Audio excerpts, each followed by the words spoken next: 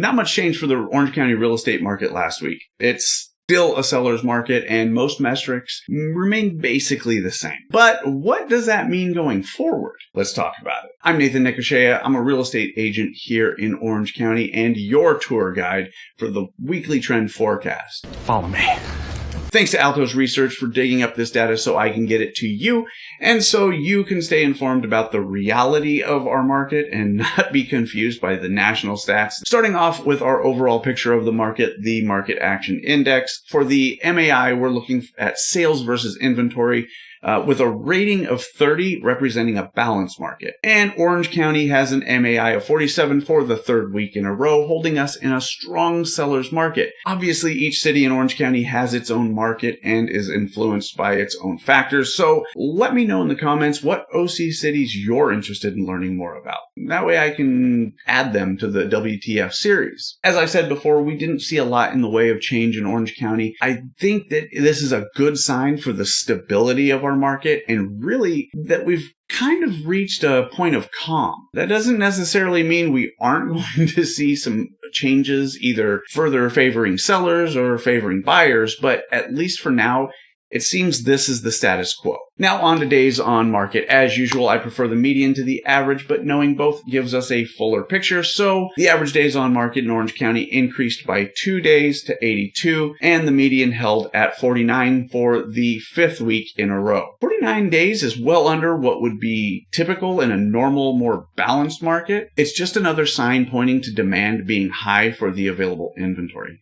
Now, on to the percentage of homes with price decrease. A normal range for this is 30 to 35%. So where did OC fall last week? Again, for the fifth week in a row, Orange County saw 33% of homes face a price decrease. Totally normal. But what about the percentage of homes with a price increase? Remember, in a normal, healthy market, we'd see this number at or under 5%. Last week, Orange County dropped the percentage from 3% to 2%. It's a good indicator that homes are being priced appropriately for the demand, and that buyers aren't coming in and negotiating just lowball offers. It's also a positive sign for sellers that if they price their home right, buyers are willing to buy. Now let's quickly jump over to the percentage of homes relisted. This is a good crystal ball for what might be coming up in the market. This number should be under 10% in a normal market, but if we see it push well above that, it could be a sign of diminishing buyer demand, creating opportunities for buyers, or if it's only a couple of percent, it means sellers are selling without deals falling through. Last week, Orange County had a relisted percentage of just 9%. It's down 1% from the previous week, but it's not an indicator that we're in for a change of really any kind. It's like me.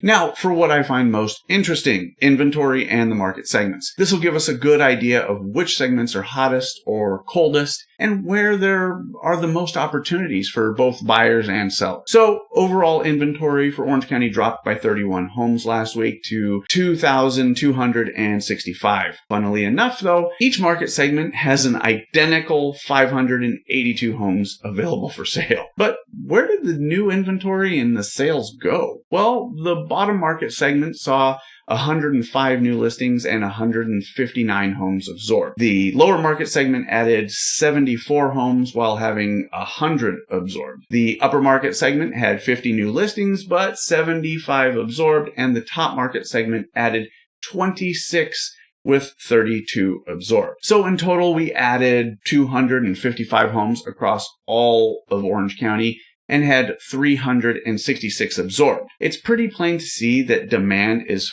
far outpacing supply. Even adding hundreds of homes each week isn't making a dent in the inventory problem. Sellers, if you've been thinking about selling, the scale is definitely tipped your way. Price your home right and market the heck out of it. Buyers, you can still find a home if you're active in your search and aggressive in your actions. But if you're struggling to find a home in this low inventory market, check out this video for a couple of tips that just might help you go outside the box. And at the end of the week, the FOMC meets again, and the terrible jobs data we got last week means there's a possibility that we might be looking at another 0.25% cut. I think active buyers and sellers could close out 2024 with a bang. Don't forget to like, comment, and subscribe to keep up with real estate and the Orange County market.